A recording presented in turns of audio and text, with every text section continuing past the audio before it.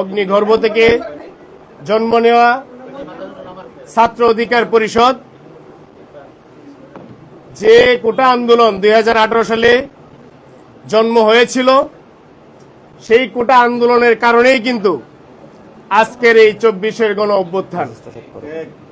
যদি 2018 সালে আজকে আমরা যারা এখানে উপস্থিত আছি, আমরা 15 থেকে 16 বার বা তারও অধিক সময় দীর্ঘ জেল জুলুম সবকিছুর বিনিময়ে আমরা 2018 সালে কোটা সংস্কার আন্দোলন সফল করেছিলাম, যার প্রেক্ষাপটে পলাতক সাবেক প্রধানমন্ত্রী শেখ হাসিনা সংসদে দাঁড়িয়ে কোটা বাতিলের সিদ্ধান্ত নিয়েছিলেন। সেই সিদ্ধান্ত যখন আবার 2024-এ এসে পূর্ণবহালের একটি আকাঙ্ক্ষা হাইকোর্টের মাধ্যমে বাস্তবায়ন করতে চেয়েছিলেন, সেখান থেকেই কিন্তু এবারের কোটা সংস্কার আন্দোলন শুরু হলো, যার প্রেক্ষাপটে আমরা দেখেছি যে 24-এর জুলাই আগস্টের গণ অভ্যুত্থান।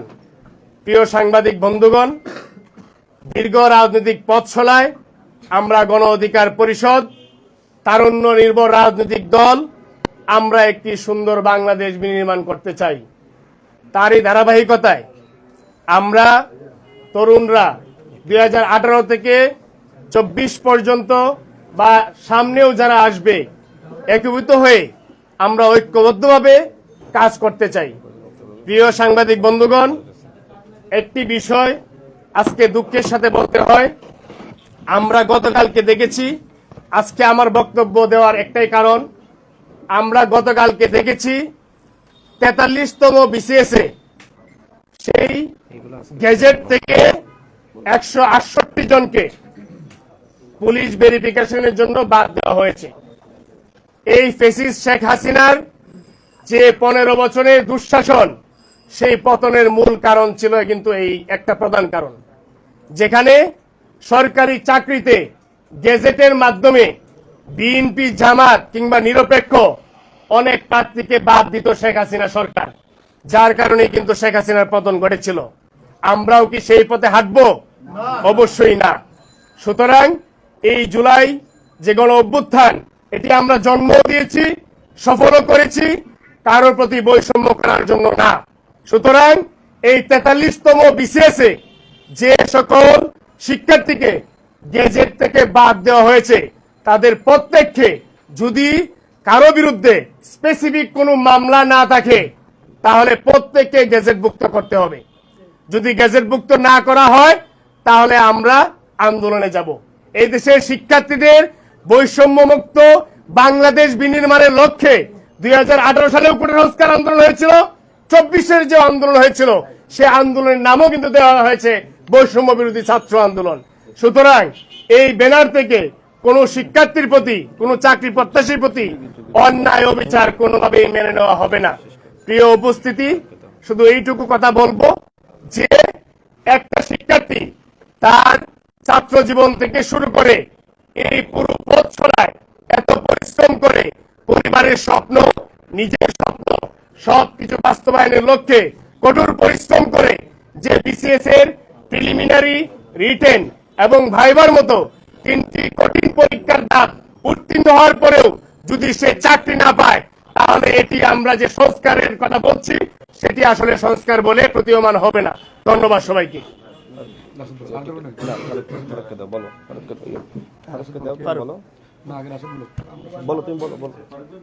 এখন মামুনি একটু পিছাতে হবে।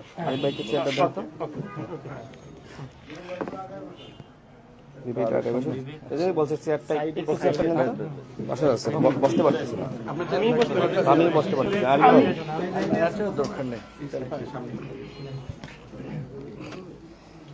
প্রিয় সাংবাদিক ভাইরা, আপনাদের সকলকে গণ অধিকার পরিষদের পক্ষ থেকে আমরা শুভেচ্ছা জানাচ্ছি। এই গণ অভ্যুত্থানে সাংবাদিকদের অবদান সম্পর্কে পুরো দেশবাসী জানে। 6 জন সাংবাদিক এই অভ্যুত্থানে শহীদ হয়েছে। আমরা তাদের আত্মার মাগফিরাত কামনা করি এবং সারা বাংলাদেশে আমরা দেখছি এখনো পর্যন্ত সাংবাদিকদেরকে চাকরিচ্যুত করা হচ্ছে, নানানভাবে হয়রানি করা হচ্ছে এবং নানান ভয় দেখানো হচ্ছে। আমরা গণ অধিকার পরিষদের পক্ষ থেকে স্পষ্টভাবে বলছি, গণ অধিকার পরিষদ সাংবাদিক সমাজের সাথে রয়েছে। যে কোনো সাংবাদিক তার পেশাদারিত্ব দায়িত্ব পালন করতে গিয়ে যদি কোনো ধরনের হয়রানির শিকার হন আমাদেরকে জানাবেন, আমরা ইনশাআল্লাহ আপনাদের পাশে দাঁড়াবো। নতুন বাংলাদেশ গঠনে সাংবাদিকদেরকে গুরুত্বপূর্ণ ভূমিকা পালন করতে হবে। সত্য এবং সঠিক সংবাদকে জনগণের সামনে তুলে ধরতে হবে। আমরা বিগত পতিত ফ্যাসিস্ট হাসিনা সরকারের আমলে দেখেছি সঠিক এবং সত্য সংবাদ গণমাধ্যমে প্রকাশ করা সম্ভবপর হয়নি। নানান চাপ ছিল। ডিজিএফআই, এনএসআই তারা প্রেসক্রিপশন রেডি করে দিত, কি বলতে হবে, কি লিখতে হবে।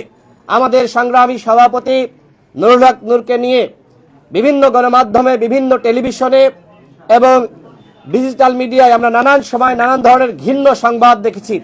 আমরা নতুন বাংলাদেশ গঠনে আমরা চাই সাংবাদিকরা নিরপেক্ষভাবে তাদের দায়িত্ব পালন করবে।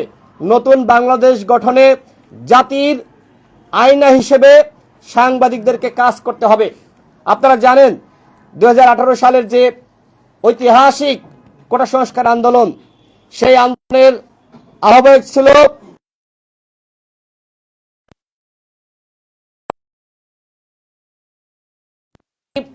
সেই নির্বাচন সভাপতি নির্বাচিত হয়েছিলেন কোটা সংস্কার আন্দোলনের প্যানেল থেকে বর্তমান গণ অধিকার পরিষদের সংগ্রামী সভাপতি জননেতা নুরুল হক নূর।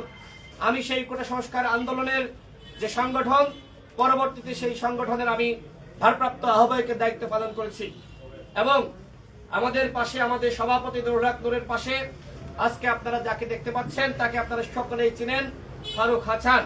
কোটা সংস্কার আন্দোলনে তার যে সংগ্রামী ভূমিকা, একসাথে ফারুক হাসান সহ আমি এবং আমাদের অন্যান্য সহযোদ্ধারা একসাথে আমরা কোটা সংস্কার আন্দোলন 2018 সালকে কেন্দ্র করে আমাদেরকে গ্রেফতার করা হয়েছিল। আমরা একসাথে রিমান্ডের নির্যাতনের শিকার হয়েছি।